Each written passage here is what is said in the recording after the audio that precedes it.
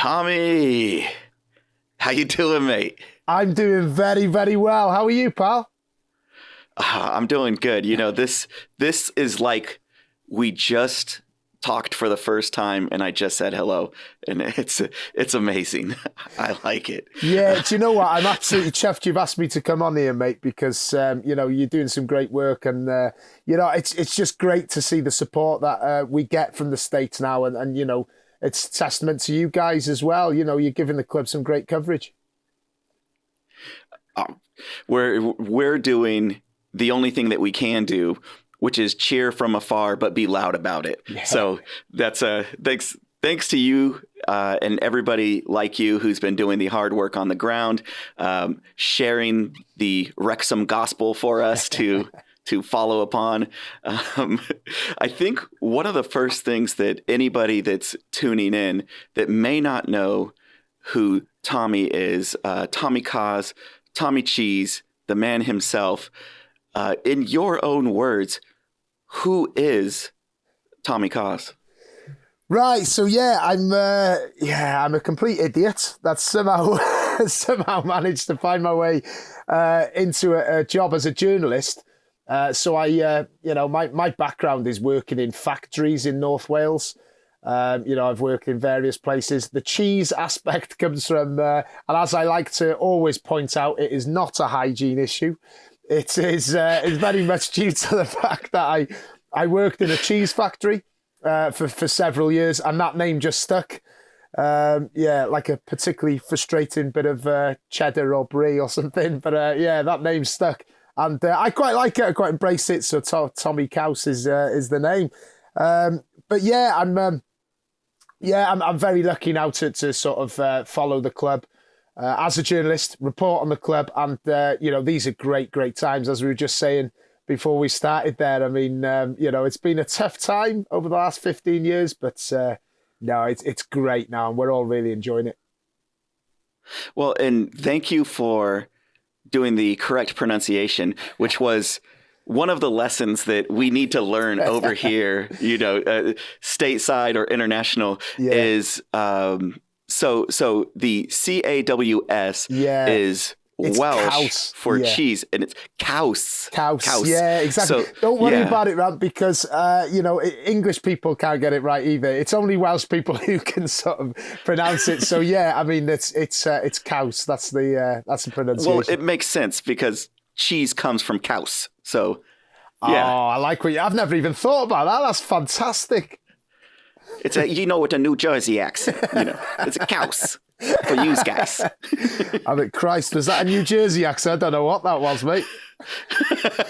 I don't do good accents, so that's as good as you're gonna get. I've just seen a lot of movies. There's no expertise that follows up behind that. You need I was just going to say, you need to get a box set of The Sopranos down here, then you'll have it down to a T.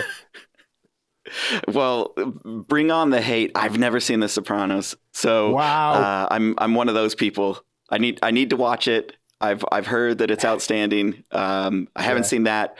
Boardwalk Empire. No. There's plenty of those TV shows.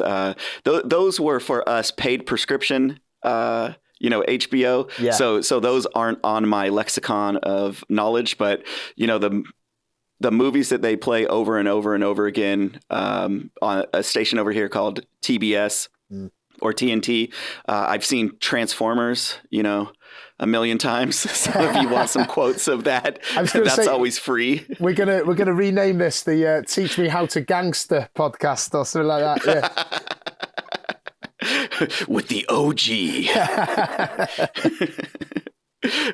Well, so you alluded to the journalism. If you don't mind, how did you get into that?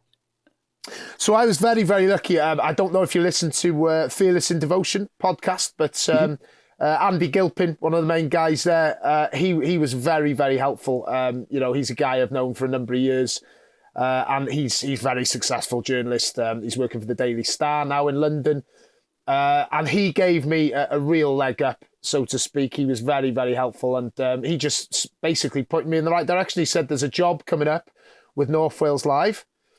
and he said, I think you should go for it. And I sort of said, well, I haven't got any sort of journalistic background other than, I when I was involved in local football, I'd write match reports for the local paper, and I've done bits and bobs for fanzines, etc. But really, strictly speaking, I didn't really have much of a background. But he said, no, I think you should go for it. You've got the, he was very complimentary. He said, you've got the, the video side of it down to a T. I think, the writing will come.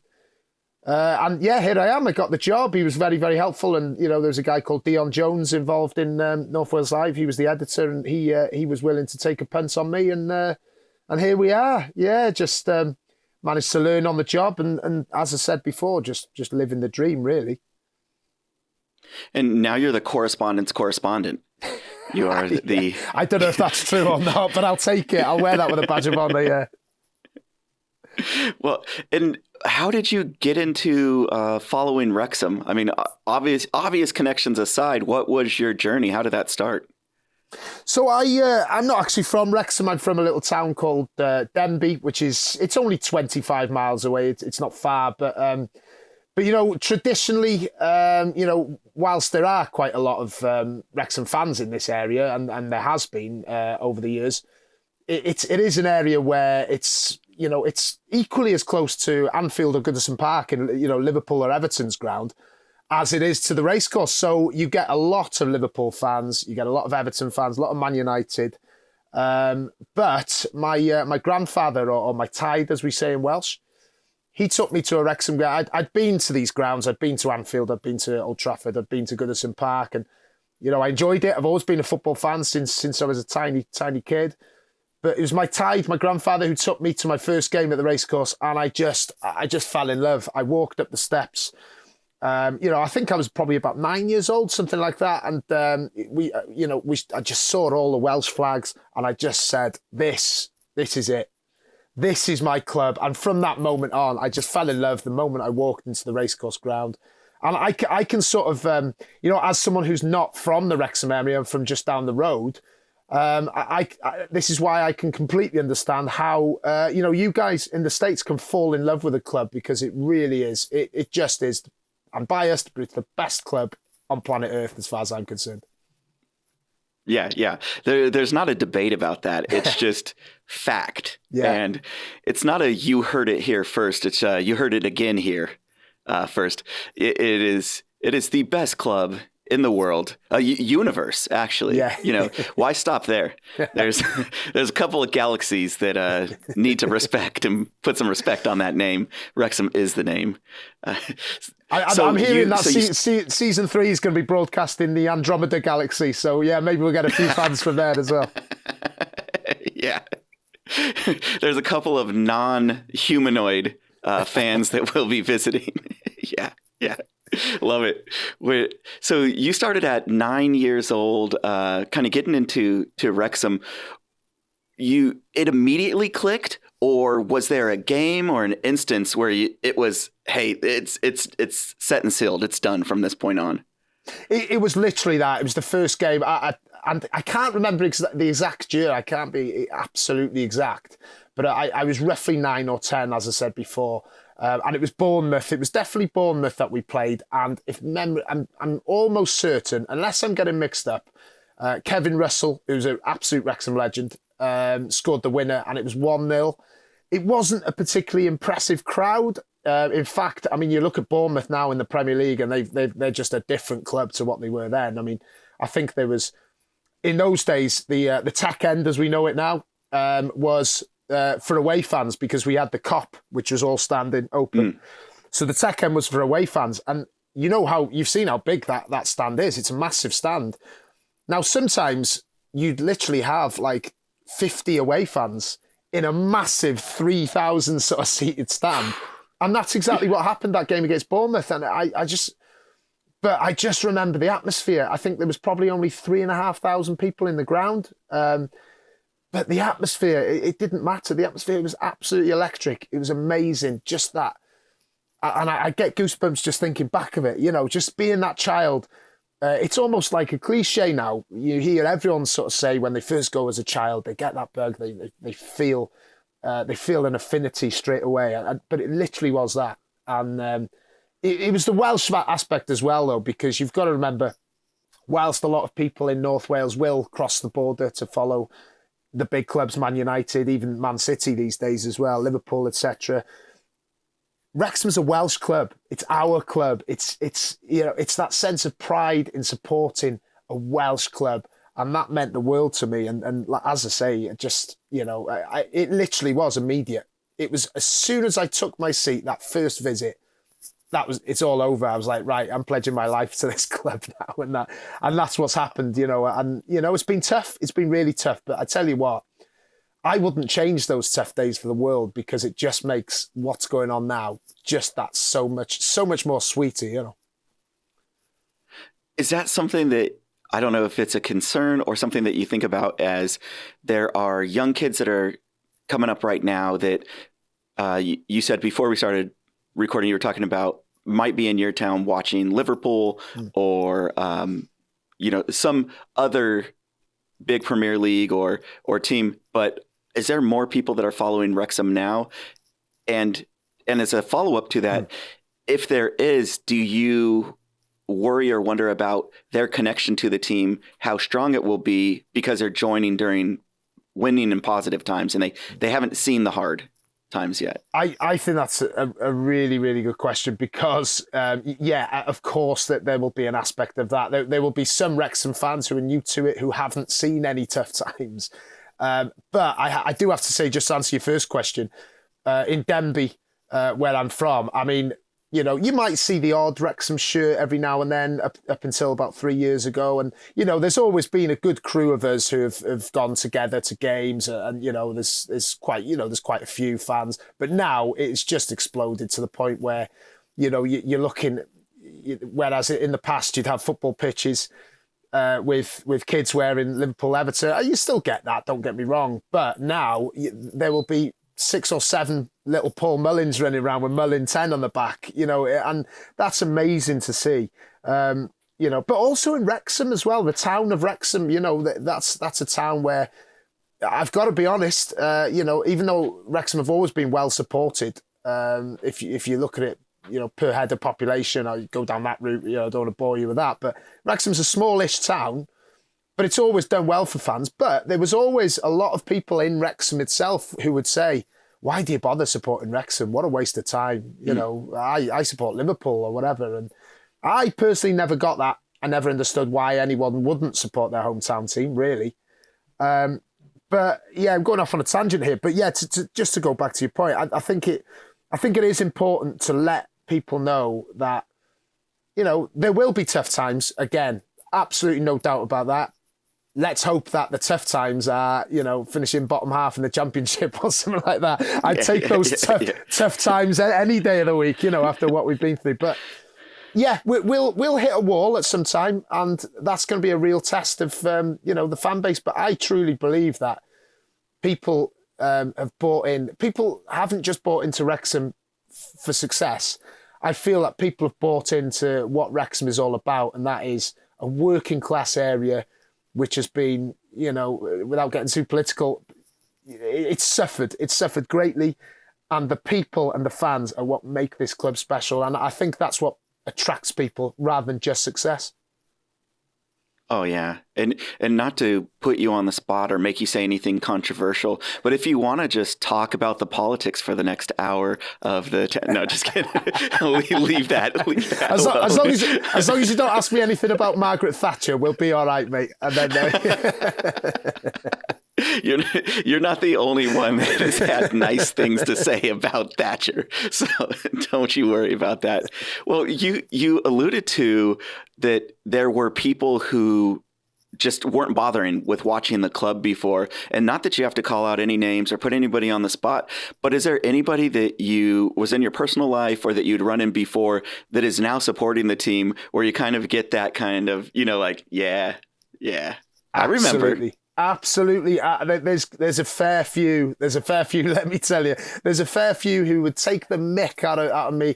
It was mostly in good humour. I have to be honest. No one was ever nasty about it and saying, what the fuck are you doing, sort of thing, Yeah. But there was a lot of people who take the mick and just have a bit of fun and stuff like that. And now they're like, oh, is there any chance you get me a ticket on Tuesday and stuff like that? So listen, I think it's great, and we've experienced something similar as well, I have to say, with the Welsh national team. It's very similar with Wrexham.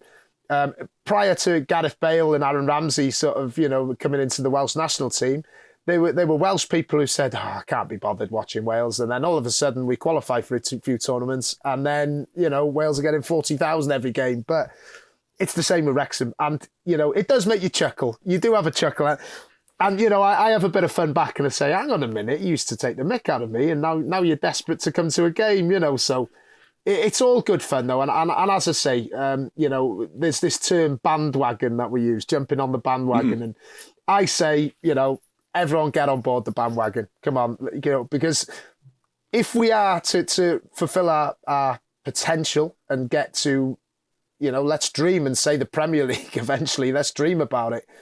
If we do reach there, we're going to need these so-called bandwagon fans because, it's important to have a good fan base and a regular, that income from having, let's hope that the racecourse can hold 20,000 plus people in the future, why not dream big? And, I think everyone should get on board. And, the more on the bandwagon, the merrier. Yeah, it's so weird because at what point in time do you change from being a bandwagoneer into being a normal supporter? Like at what point, at what threshold, and who are those powers that be that are in charge of delineating that line? And wow. They're like, oh no, you've successfully passed from bandwagoner, because when you were in the womb, your mom used to play Wrexham games on her stomach through some headphones, so you obviously can make it. But it is weird because if you want success for the town and you want success for the team and the team to go up, they have to have the support. And like you've seen time and time again, there are teams that weren't big enough to sustain going up in a league and to sustain a promotion and couldn't stay there, couldn't get the gate revenue, couldn't get the salaries to keep the players that they were going for or to acquire new players. And so if Wrexham, like you said, goes to Premier League, you need a steady flow of those bandwagoners to jump on. I mean, I feel like, yes, I came in, late compared to all of you guys, but I hope at some point in time I make that transition where I am a regular supporter and, not the clueless American. But speaking of the clueless American, you used a term that I think for some of the viewers might need to be clarified. And you said, took the mick out. Yeah. Could you expand on that? Yeah. I mean, for the adult listeners, take the piss is a more common phrase. I was trying to keep it down, but it's just like sort of making fun out of, that's a sort of, just making fun out of someone or having a laugh at someone's expense. That's essentially what that is. But just on your point about, you say clueless Americans there and bandwagoners and, listen, that's a term I've used there. There is no bandwagoners. If you're a Wrexham fan and you support the team and, you tune in, if you live, 4,000 miles away and you tune in at 6 o'clock in the morning or in the evening, whatever, you're a fan. It's as simple as that. Like, there's no, I hate this gatekeeping. We've got a thing that we say, top Reds, which means like, it's sort of like, oh, he's a top Red, which means like, oh, he thinks he's like a bigger Wrexham fan than everyone else. So we say, oh yeah, he's a top Red, so there's no such thing. There's no different shades of Wrexham fan. If you're Wrexham fan, you're Wrexham fan, as far as I'm concerned. I think the vast majority of people think that. And just, you mentioned clueless Americans there. When I was over in Philadelphia, I was lucky enough to go to Philadelphia for the game against the Union. And I was lucky to meet in person a couple of friends from Twitter of mine, Wayne Cram from Boston, and a guy called Jay from the Upper East Side in Manhattan. Those guys, let me tell you, okay, they may have only supported Wrexham a couple of years. They are as knowledgeable as anyone from Wrexham. Their knowledge blew me away. And I'm not just talking the current team. I'm going back, squad players from 10 years ago. Those guys have done their research and they're really knowledgeable and they really get it. As do you as well. I've listened a couple of times and absolutely. So let's be clear about it. There's guys and girls from America who have got as much knowledge, if not more, than Wrexham fans who have supported the club their whole lives. So, there's no grey areas. There's no right or wrong. If you're a Wrexham fan, you're a Wrexham fan. It's as simple as that. Yeah, that's beautiful. And I have to piggyback on Wayne Cram and Jay Upper East Side Hawk. Both great people. Yeah. Absolutely great people. Love them to death. Good shout out to them. And yeah, that clueless American, I think I try to throw that out as frequently as possible. So when I screw up something like saying Caws instead of Caws, then it's like, oh, okay, wait, yeah, he's still, he's a clueless American. We'll let him get away with that for now. It's my buffer so that so I can make a million mistakes. Trust me, mate. Trust me. There's plenty of English Wrexham fans who say Caws as well. So it's not just an American thing. Trust me.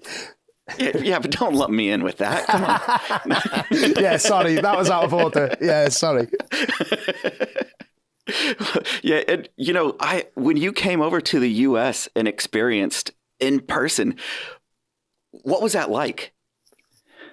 It blew me away. It genuinely blew me away. I couldn't believe that I was walking, sort of through down Market Street in Philly and seeing Wrexham fans dotted all over the place. And we all gathered at Mac's Tavern, and there was a good crew from Wrexham in there, but there was there's so many guys, so many US fans who have travelled from all over the States, from the West Coast, from everywhere, and it just blew me away. It really, really did. And to speak to actual Wrexham fans from Philly who are wearing Wrexham shirts, supporting Wrexham against the Union, it just blew me away. I just couldn't ever imagine. I couldn't imagine like Philadelphia Union playing at the racecourse and someone from Ross Thee turning up in a Philly Union top. It blew me away. But that is it's the new normal. I suppose that's the new normal, and we're becoming accustomed to it. But sometimes you just sit back and you just think, wow, yeah, it is absolutely incredible.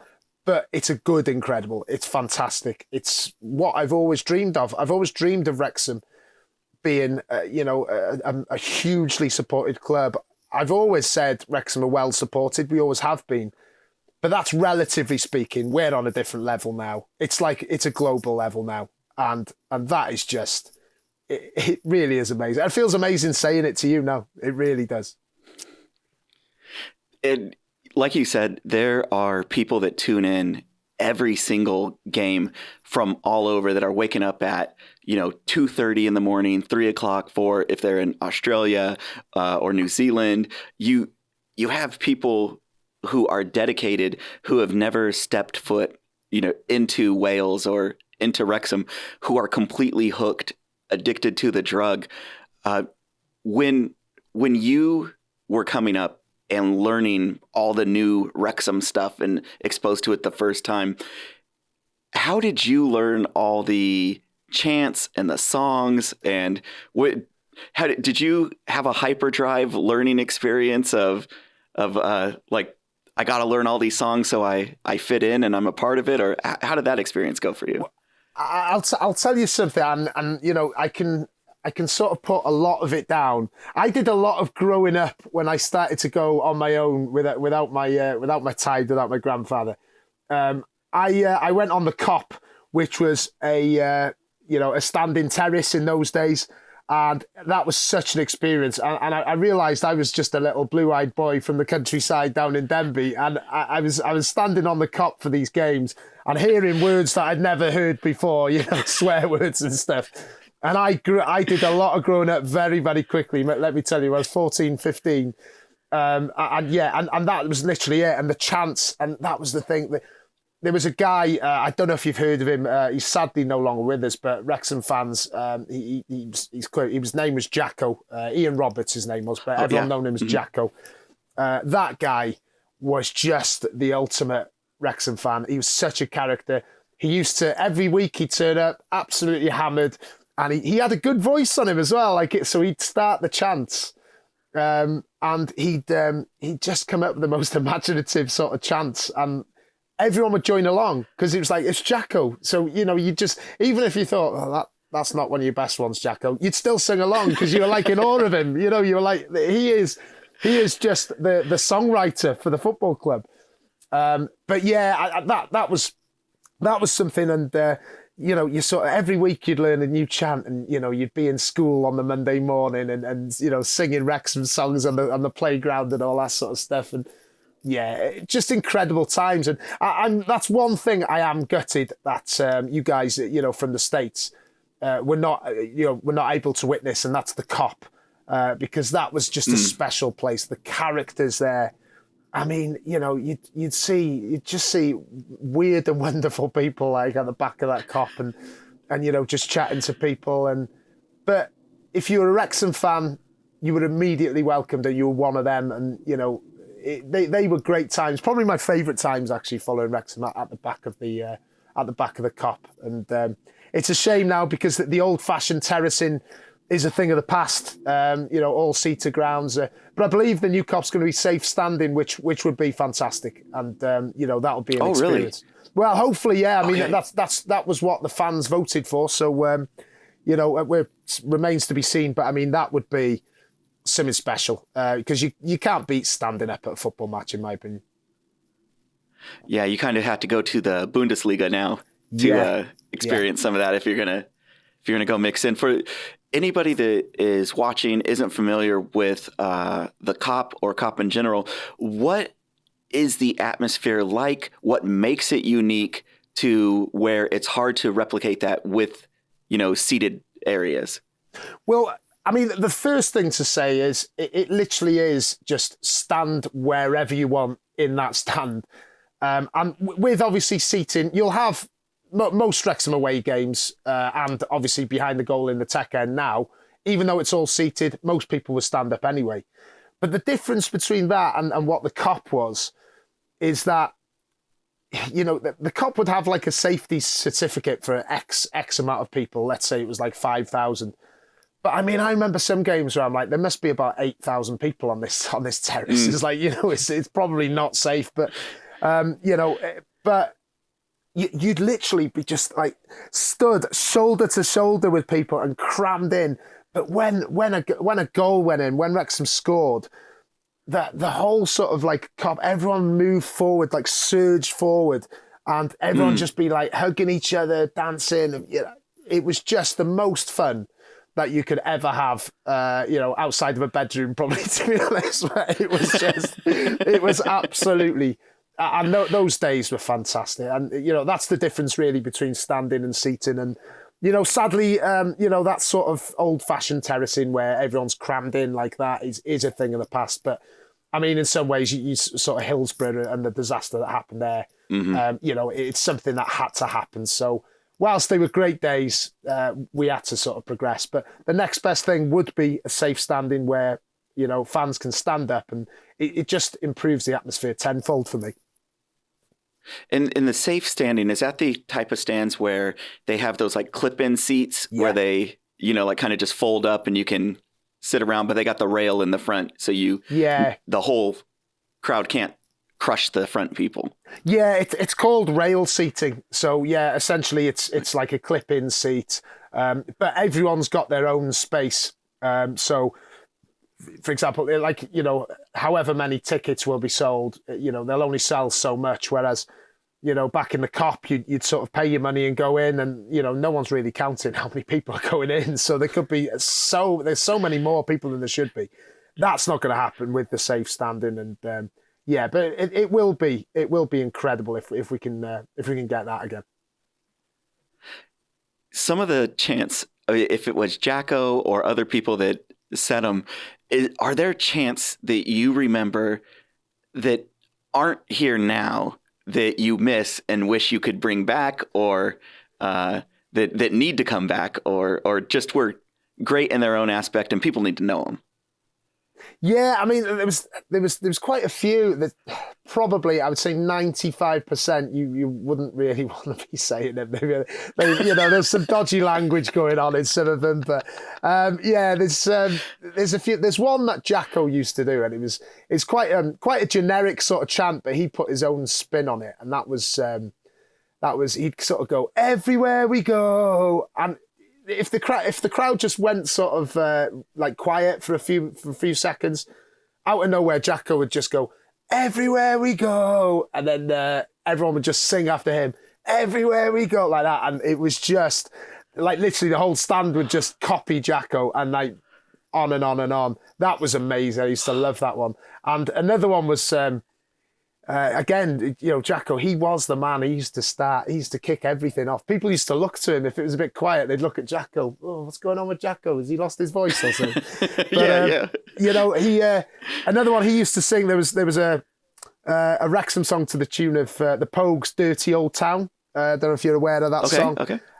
So it was like with Wrexham lyrics. So it was like it opened up with, "I found my love on the Crispin Lane," which is the lane that runs at the back of the Cop there, and it just went on to there, and that was a famous song, but it's sort of been lost now. I mean, sadly, most of the sort of new chants and stuff like that are a little bit generic or maybe copied from elsewhere. Obviously we still create our own ones as well, but as with most clubs, clubs just seem to copy each other, to be honest.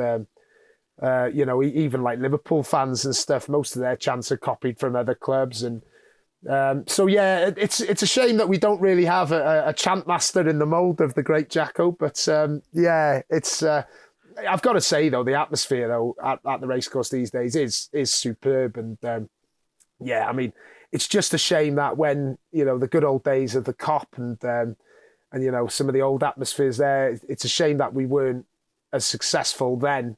As we are now, really. Yeah. Have you ever started any chants yourself? Yeah, I mean, I was speaking to shameful name drop here, Wayne from the Turf. You might know him; he's globally famous now. I was speaking to him. You might know him. Yeah, he was signing autographs in Philadelphia, and that just blew my mind. But yeah, fair play. We were chatting the other day, and we were sort of saying about. Like how we remember, one away day in Hartlepool years ago, and we were sitting next to each other, and we were both sort of young lads starting chants. And, if you started a chant as, say, a 16, 17, 18-year-old, and it caught on, I mean, you'd feel like you were king of the world. You'd just feel like, look at me, and you'd be telling all your mates, "I started the chant on Saturday," and they all sang along, and that'd be. So I used to sort of try, but I remember one time as well. I think I tried to. What did I try to sing? I can't remember if it was something like "E-I-E-I-E-I-O, up the football league we go," or something like that. And I tried my best to get it started, and no one sang along with me, and I was like, right, I might go home.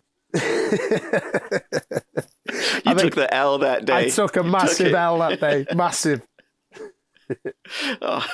Did you have a go-to chant that if it was quiet, you had this one in the holster and you're like, I'm ready to go with? I think Wrexham Lager was always a good one. That usually, if as long as no one had sung it in the last 20 minutes or so, you just start the old Wrexham Lager.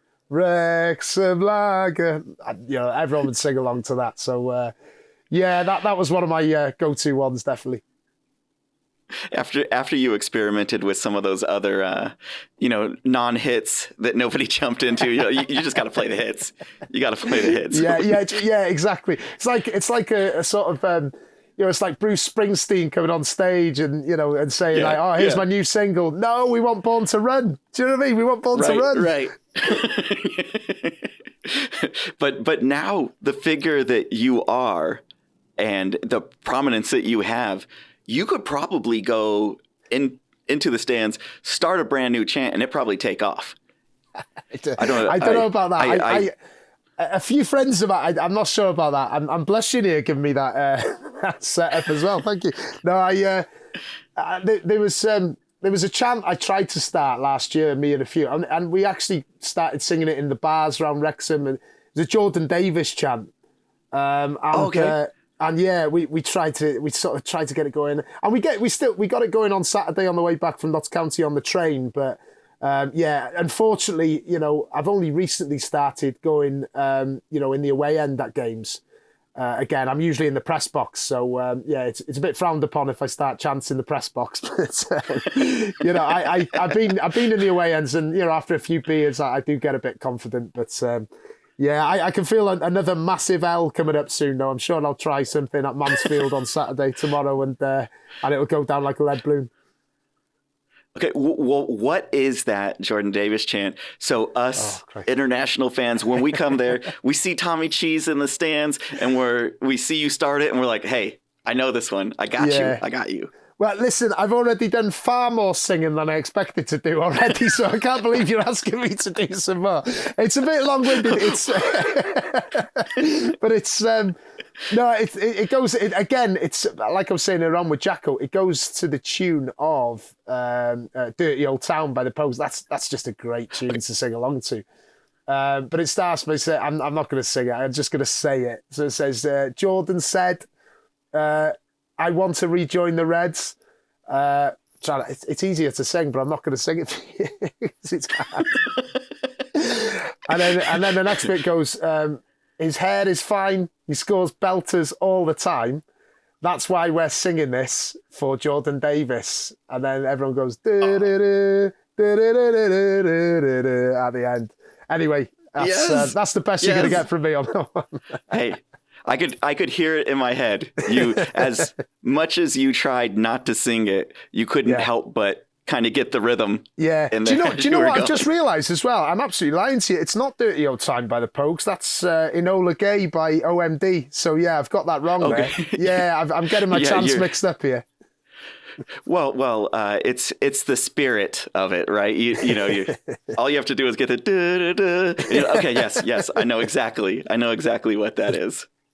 Yeah. Well, I mean, that needs to take off. So if there's anything our small bubble can do, we're gonna need to get that. We'll have our. I'm trying to think of what the name is of the fan group that's gonna follow you around, like the Springsteen '80s band that you are, and the Cowsonites. I'm trying to think of who your fan army is going to be. Yeah, some 90. Early 90s hip hop. We could go House of Pain. Maybe that could work. I don't know. Yeah.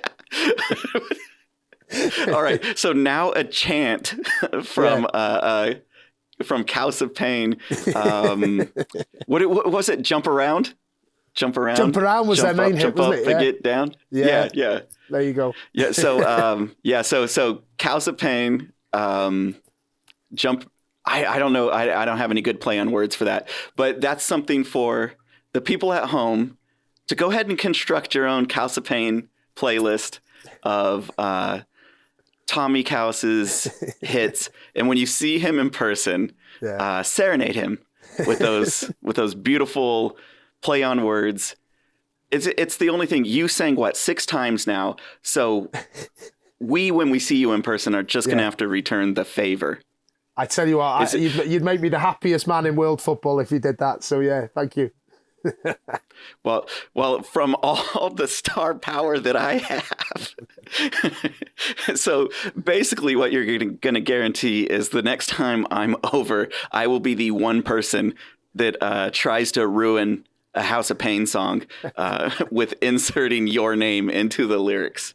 That'll you were warned. I apologize up front, but it's going to happen. Fantastic. Love that. So before you had the illustrious singing career that we all know that you had, before journalism, was there any other paths that you were on that you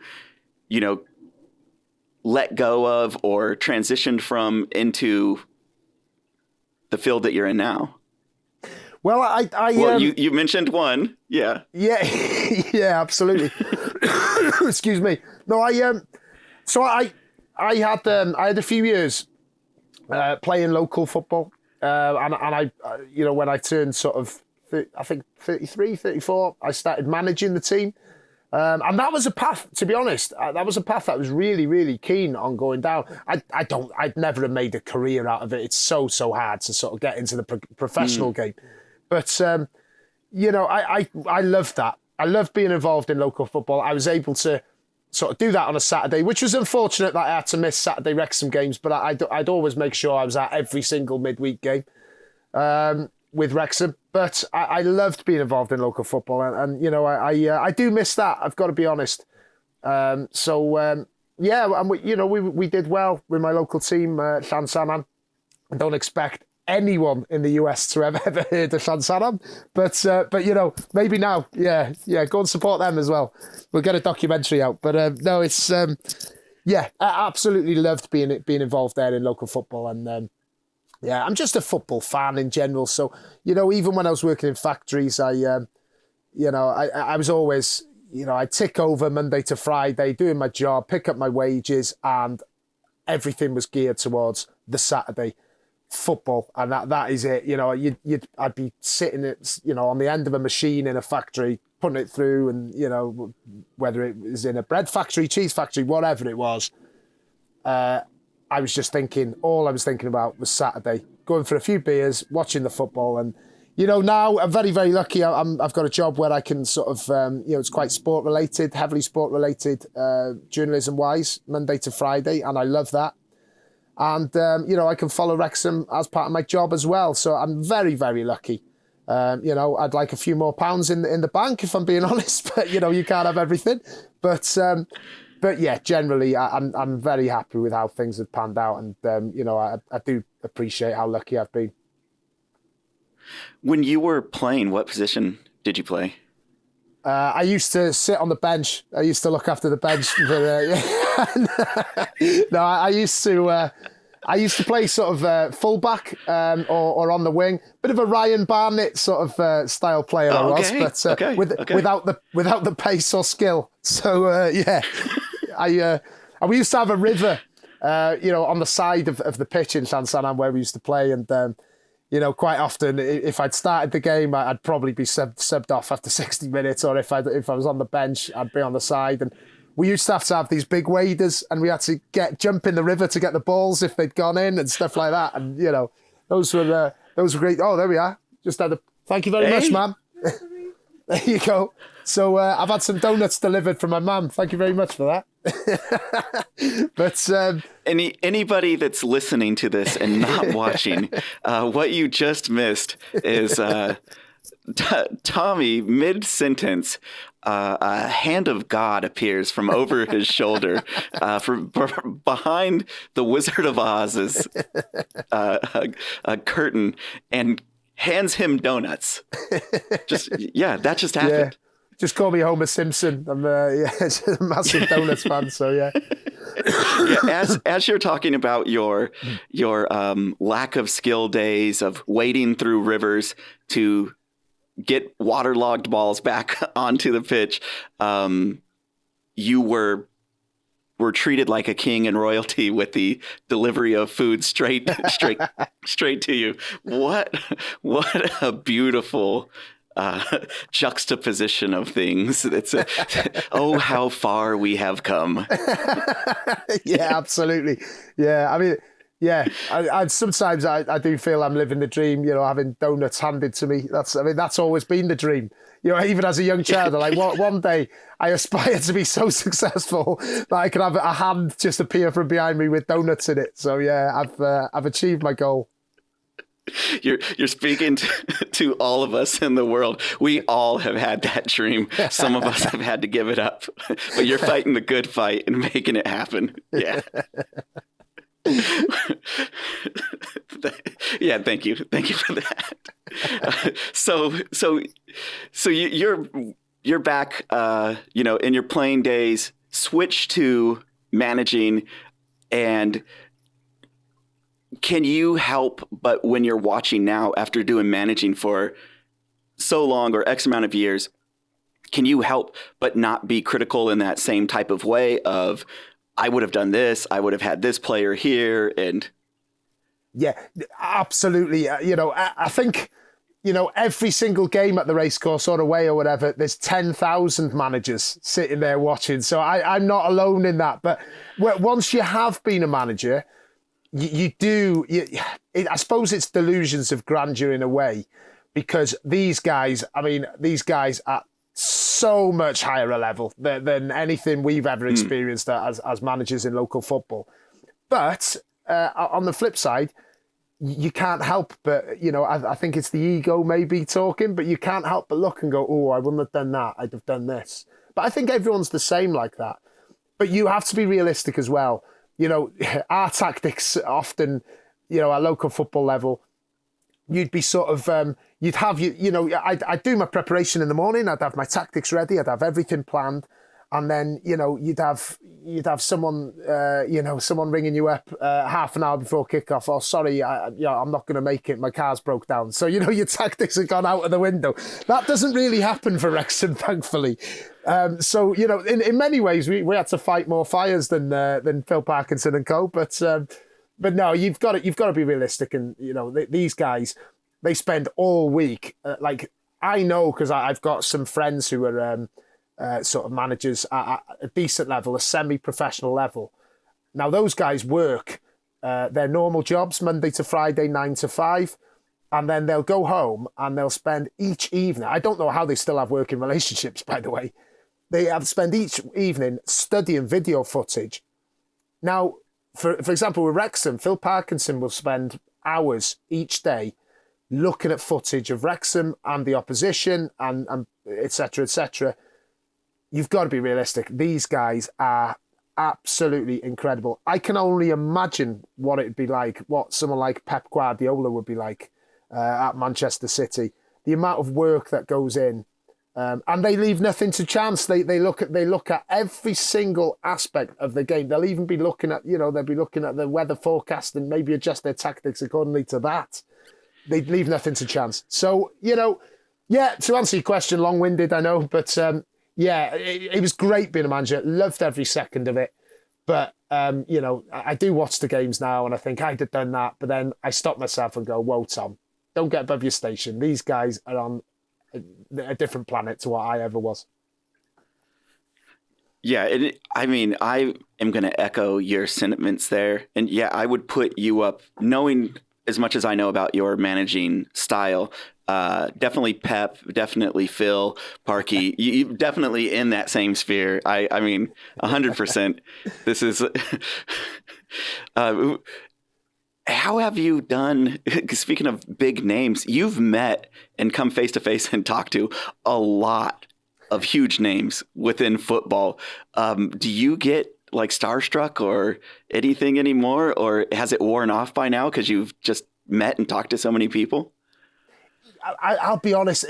I still, when I speak to someone new, I still sometimes get a little bit starstruck, but yeah, not so much anymore, to be honest. No, not so much. I mean, I saw Mark Hughes when we played Bradford the other week, and he's always been a hero of mine, being a Welshman, being from the Wrexham area. But I didn't really feel sort of that starstruck, which surprised me. I thought I'd have been really starstruck. Lucky enough to see Ian Rush the other week, and you do bump into a lot of these people, and it's great. It's wonderful. But I think starstruck wise, I think that really these days, I think there's only two people really on the planet that I would be starstruck if I met. One of them's Gareth Bale, and the other one's Liam Gallagher. I think if one of those two, if I met those two, because I absolutely I'm a massive Oasis fan, and those two. If I met those two, I'd be a bit like I wouldn't know what the hell to say. But generally speaking, yeah, I suppose it comes with the territory a little bit, without sounding insufferable and a bit arrogant. It does come with the territory, and you do sort of have to, you have to sort of come across these people and speak to them, and. But I've got to remember, my first time I interviewed Phil Parkinson, I was so nervous, I was shaking. So it's like riding a bike, isn't it? Everything's difficult until you do something, a few times, then it gets easier and easier. And one thing I do try to do is try and take myself out of my comfort zone as much as possible. And I'm a firm believer in that. Just try and do something once a day that scares you a little bit. So yeah, that's my method really. But yeah, no, I'm under no illusions. I'm very, very lucky to speak to these people, and Wrexham's the place to sort of meet A-listers now, isn't it? You have your own form of Hollywood out there. I want to follow up on that last thing you said, though. You said every day do something that puts you out of your comfort zone, scares you a little bit. What's like the last thing that you did that pushed you out of your comfort zone? Well, I suppose one thing that springs to mind, I did an interview with S4C, which is a Welsh channel here, Welsh language channel, and I'm a Welsh speaker, but I'm not as proficient in Welsh as I am in English, so I get very, very nervous, speaking in that sort of setting in Welsh. And it wasn't a paid gig at all. It was just they sort of asked me to speak about this weekend's game because S4C are covering it in the UK. That they'll enjoy that little plug there. But I took it on because I thought that it's good for self-improvement, and my Cymraeg and my confidence. Cymraeg is Welsh for Welsh, by the way. Will improve by doing it. So that's the last thing I did really. Yeah, I sort of feel like going forward, I might start doing, sort of other things. Like I might start doing some extreme sports or something like that. That might be the next step. Jump out of a plane without a parachute, maybe. I don't know. We'll see how that goes. But yeah, I think, I just do believe that. I think if you get an opportunity to do something and your first thought is, oh no, I don't fancy that, I sort of say, well, just do it, because what's the worst that can happen? I don't know if that's the wisest advice I've ever given. I don't know, but yeah, I do sort of believe in that though. Yeah, well, no, definitely, because that pushing out of your comfort zone leads to more growth, which leads to more experience and more knowledge and more skill. And maybe one day, if you're pushed enough out of your comfort zone, you could do extreme sports like a night on the town with Liam Gallagher. I'm sure that alone would push all of the boundaries of comfort. Oh, correct. That is the dream. That is the absolute dream, by the way. Fantastic. Anyone that isn't familiar with Liam Gallagher, he is an absolute madman, and he is. I love him to it. He's just. I think he's about 46 now, something like that. He might even be a little bit older, but he's still, he's still an absolute nutcase, But yeah, I've always been a big fan of Oasis. So Liam, night on the town, that would be something. I wouldn't survive. I'll be honest. I know my limitations. I wouldn't make it. You would find me at a hospital with an IV halfway through the night. I would. So we touched a little bit about your past, some of your past experiences, obviously current experiences. What about the future? Do you have any thing that you're working on right now that the public doesn't know about, that we can drop this news here first? Yeah, absolutely. Well, I haven't really told too many people, and we're about to launch a new sort of YouTube show and podcast with Men in Blazers.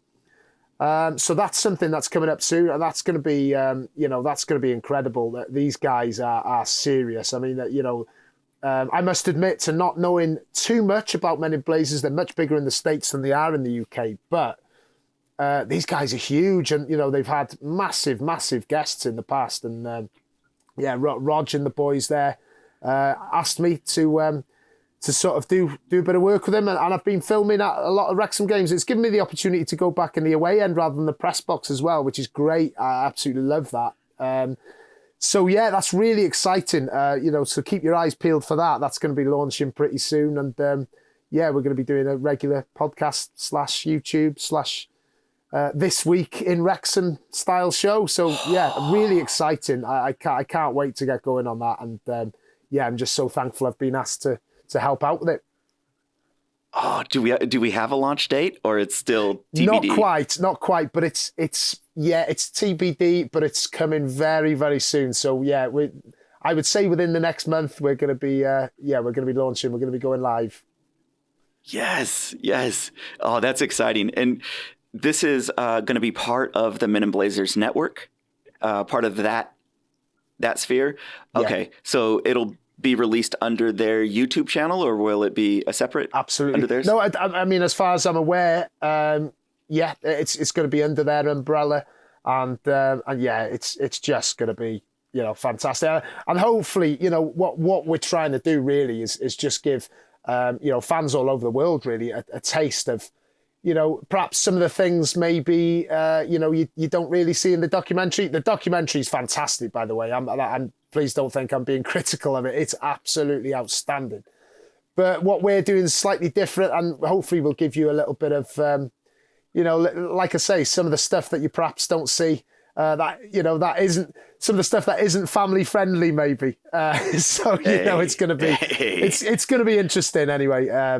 But I'm really excited about it.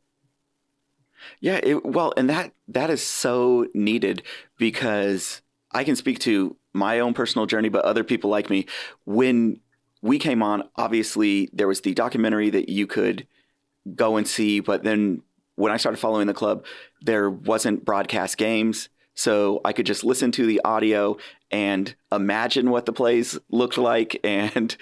But then you get that little bit of the taste, that free sample of the gateway drug of Wrexham, and then you want more. And so you want to consume more. And each one of those layers of the onion, you get deeper in. So if it's, the first international fan and they just stumbled upon your podcast, that match day from the stands view or things like that, that might hook them originally by themselves. That might be a percentage, but there's going to be a large number of people that trickle out from the documentary that are like, we want more. And that's something that we all do. I'm sure that people in Wrexham have been doing it longer before us, but just typing in Wrexham into like Google, into YouTube, and trying to see what's new, who's posting what, and where you can get another glimpse. And to live vicariously, to have that type of front row seat, that POV of getting to see what it is that Wrexham gets to experience every day, because we're not millionaires, or most of us are not millionaires, and we can't just fly out to every single game or go over and buy tickets whenever we want to. So living, to be able to see that is such a need that maybe we don't know we need yet, but once we have it, we will know that we need it. And I can't wait. I can't wait to see what you've been working on and what you bring forward.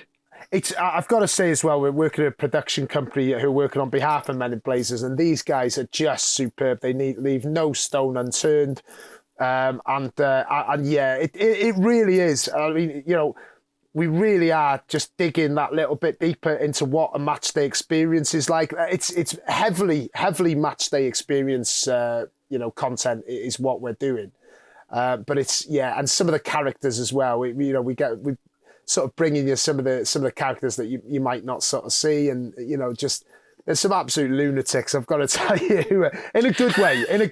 When I say lunatics, a lot of those people are kind of my favourite people. They're just absolute loose cannons, but just great people. And Wrexham and North Wales is just full of them. So I just think it will be great. It'll perhaps be an eye opener to many, but also it'll just give you that little bit of authentic experience of what it's like to just travel up and down Wales and England to follow the Reds. So I'm, like I say, I can't wait to hear people's thoughts on it. So that's going to be amazing. Are you going to be doing away games and home games, or just home games, or? Yeah, I mean, both.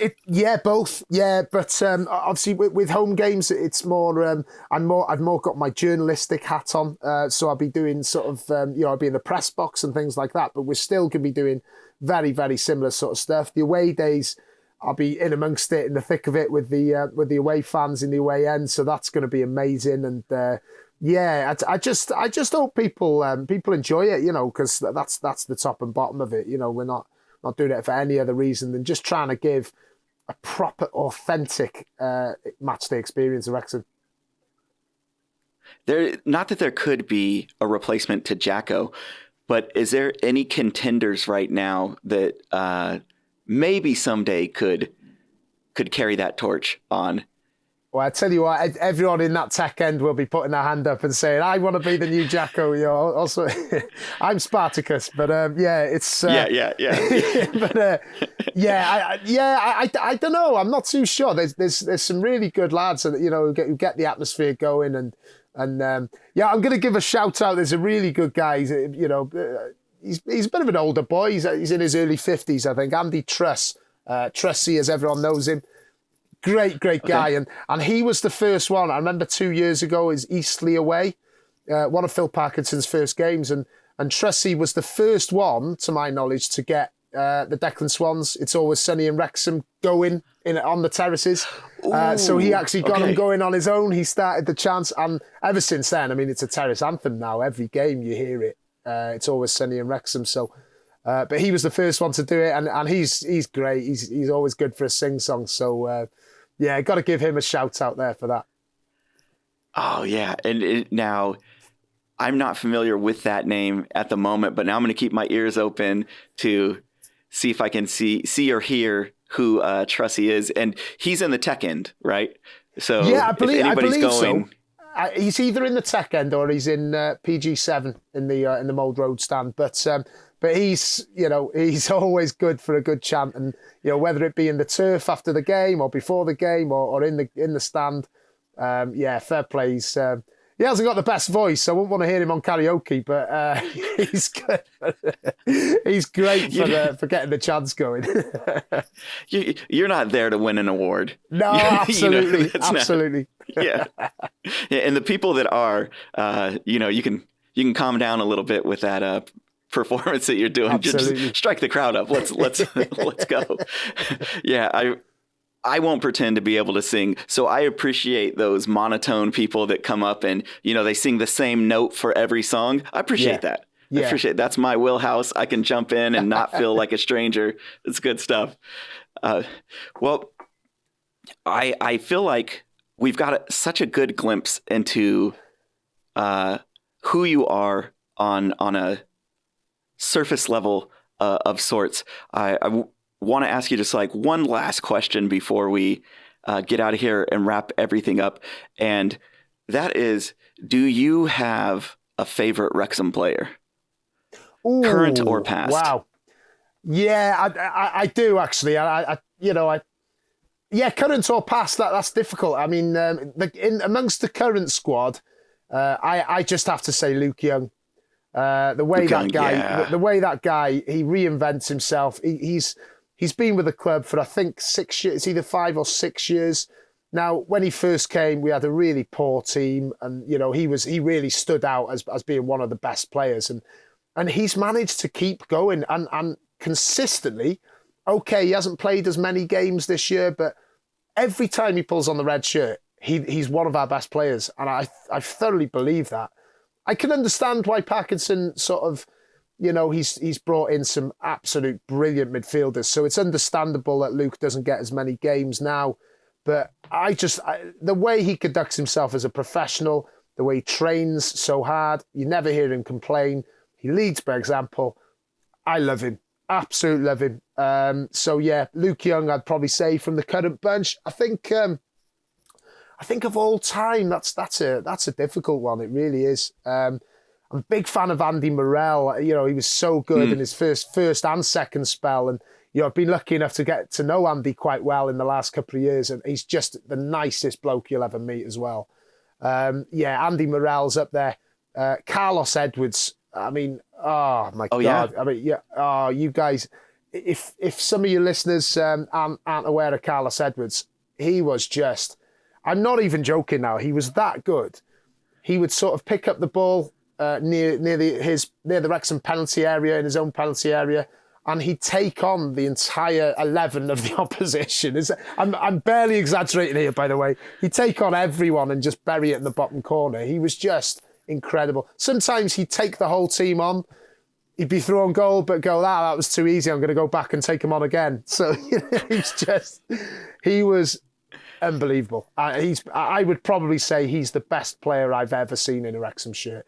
I think some of the older boys would have a few shouts for some of the team in the late 70s, early 80s, but certainly in my time, Carlos Edwards is the best player I've seen. If you just YouTube Carlos Edwards, there is a ton of videos of him. Like he's a player that you can see a lot of the videos of how good he was. Yeah. He's also just like an incredible person too.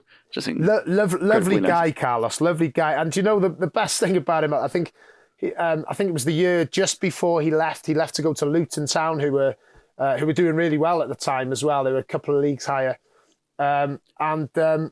you know, he was so down to earth. Like he was living above. I think it was called Choices Video Rental Place in Wrexham. He was just living above a video rental place in Wrexham, and he's like starring for Wrexham week in, week out. He was awesome, but he was just living in this pokey little flat by KFC in Wrexham. So, you know, just a down to earth guy, and you know, he went on to have a great career. He played for Sunderland in the Premier League, played under Roy Keane there.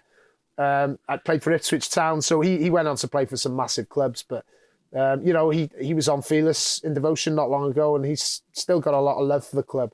And that's another thing, I think, just, you know, players who have played for Wrexham, generally speaking, 99% of them will sort of say they still love the club. It doesn't matter how long they were there, they love the club. And there's something about Wrexham which, you know, which players sort of love. I think the fans are a huge part of that.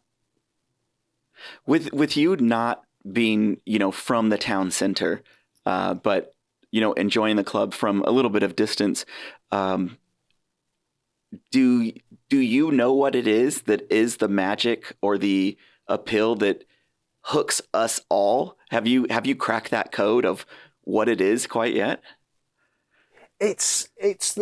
For me, I mean, the Welsh aspect is a heavy thing. I mean, I don't necessarily think that would be the thing where that guys in the States would maybe sort of, you know, that would lure them in. That was certainly a huge factor for me, was the Welsh aspect, and we the only professional club in North Wales. But I suspect, and this was a factor for me, and I suspect it would be for the people in the States, the story about how the club has been through such hard times, the people. I mean, it's such a working class, and you know, I don't think it's too strong a word to use. It's a poor area. I mean, the wages in the Wrexham area are amongst the lowest in the UK. It's not an area which is blessed with a lot of money, and I think you know, a lot of other fans have scoffed at this, but I genuinely think it is an underdog story. You know, the documentary have used that term, the underdog story. I think it is. The club has survived against the odds. And the people in Wrexham have survived against the odds. Like the town has survived against the odds. It's the perfect storm of everything. And I genuinely think that's something that, you know, the American fans have maybe, and the global fans have looked at and gone, wow, this is fascinating. This is a club which has been to the pits of hell, and it's come out, and look where we are now. We're absolutely flying. And, you know, the town, the area, North Wales has been rejuvenated by what's going on at the club. So this is just the ultimate feel-good story, I think. And, you know, we're just lucky to be at the heart of it as fans, really. Well, and you said that the Welsh aspect was a heavy influence for you, but I think that's a heavy influence for us too, because there is a mystique about Wales and Welsh culture, because on most of the like TV movie that we're going to see that comes out of, you know, like that London-based media, and so we're seeing a lot of, you know, English culture, and we don't see a lot of Welsh culture, a lot of Welsh cities highlighted or towns, and so there's so much that we get exposed to. Every single game, there's the Welsh language, which is not, you know, the language that we speak. So there's new terms and consonants that make vowel sounds that are foreign to us. But I think that there's there's something special about that. Now, I can't speak to every American that's out there, but you know, we have a history of fighting the English for independence. So there's a, you know, there's a common kindred thread. Spirits. Yeah, we've got a common enemy. Yeah. Well, in my background, my dad's of Irish descent, and my mom is of Native American and Mexican, and so there's a lot of history on both sides of being in a similar position as the Welsh people have been, with taking over your language, taking over your culture, and trying to get you to homogenize and see like your culture and your history disappear. So I can't say that that's for every other American that's out there, but definitely for me, there's a huge respect for the Welsh language, the Welsh culture, and there's a kindred spirit to that, which is, you know, you look and go, okay, that's my kin, my folk. Those are my people as well. As someone told me, the Irish are just Welsh that could sail. And so I'm like, okay. Well, no, absolutely. I think, you know, out of the main Celtic nations, Ireland, Scotland and Wales, the Irish and Scottish have always been very, very much better at sort of, you know, exporting their culture than the Welsh. I mean, it's strange because if you look at sort of Pennsylvania and Philadelphia, that, you know, a lot of the founding fathers sort of had, you know, Welsh roots, but the Welsh just sort of, we're not a boastful people, whereas like maybe the Irish and the Scots are better at sort of you know, maintaining their culture and stuff, whereas I think the Welsh just went across the world and just assimilated into whatever culture they went to. So yeah, I think I'm glad to hear that, to be honest, that the, you know, the Americans enjoy the sort of Welsh aspect, and you know, we sort of feel very proud to be a professional Welsh club in the English League, you know, and it's almost like every single game for us is an international game because we're playing teams from a different country. So, you know, it's great. And the flip side of that is I think you guys will be interested when we play the Welsh Derby against Newport County in December and January. That, I mean, Newport is a fair distance from Wrexham. They're down south and we're up north. But, I mean, they're always great games when you come up against fellow Welsh teams in the English system. So they'll be fantastic. But yeah, I mean, there is that Welsh pride just adds, you know, definitely an edge and just another angle, you know, another interesting angle onto our matches. So yeah, I'm just so glad that you guys are on board with it. And you know, there's Wrexham fans popping up all over the world now, which is amazing. Absolutely love it. Yeah, it's all your fault. You. Just remember, you brought this on yourself. You guys stop being so cool. Stop having awesome locations with castles and you know, nice mountain ranges and rolling hills, and just stop doing all that stuff, because we don't. Each time we see that, especially somebody like me who's from the desert of Phoenix, Arizona, you see some green, lush hills, some nice rivers, and you're like, why am I here right now when I can be in somewhere that you can actually live and not be cooked alive? That would be a nice place. But well, Tomi, thanks so much for coming on, teaching us how to Wrexham, how to Wales, how to Welsh. I screwed up the next word I was going to say. I was going to say how to Caws, and how to Welsh. That happens. It's staying in. I'm not cutting it. It's there. But yeah, so thanks so much. And anybody that wants to follow the current things, you have the Men in Blazers series that's going to be coming out. Any other things that people want to follow you at? Where should they jump on? I'm going to be. I'm joining the boys at Fearless in Devotion as well. You know, I'm going to be helping them out when they're sort of, you know, when they need a bit of help on there. So I'm going to be joining the team with them. So definitely give Fearless a follow. You know, it's a great pod, and I think it's great that there's so many good pods regarding Wrexham Football Club at the moment. I mean, you've got this one, you've got a couple of other American pods as well. You've got plenty. Welsh / UK ones following the club as well. So we're very, very lucky I suppose North Wales Live as well, that they're the firm I work for. Keep an eye on them and give my stories a read if you can be bothered. But yeah, that'd be great. And I just wanted to thank you so much for inviting me on. It's been brilliant. I've had a really good laugh and I've enjoyed it a lot. Seriously, this has been the pleasure. We'll have to have a beer with you someday and make that happen. Definitely everybody check out Tomi Caws on Fearless in Devotion, soon to be on Men in Blazers, and for anything that you can pay him back for just putting this pod in the same sphere as Fearless in Devotion and Men in Blazers. I didn't know we agreed to a fee before this, but now I guess I do owe you whatever the fee is that you're paying the good compliments to. So bring me some donuts, mate, next time you come over. It's done. The donuts. What do you want? Krispy Kreme? I don't know if you guys have that. Krispy Kreme. Now you're talking. Yeah, fantastic. Yeah. There we go. You're going to be sponsored after all the donut talk. You're going to be sponsored by then. By the next time the next pod comes out, mate. We'll be able to tell if this expands even more. We'll know if the donut sponsorship has worked or not. All right, Tomi. Well, you take care. Thanks for coming on. Have a good day and up the town. Up the town, mate. Thank you so much. Diolch yn fawr, as we say in Wales. I won't attempt to say that, but I will. Diolch yn fawr. Fantastic. That's pretty good, mate. Pretty good. Yeah, fantastic.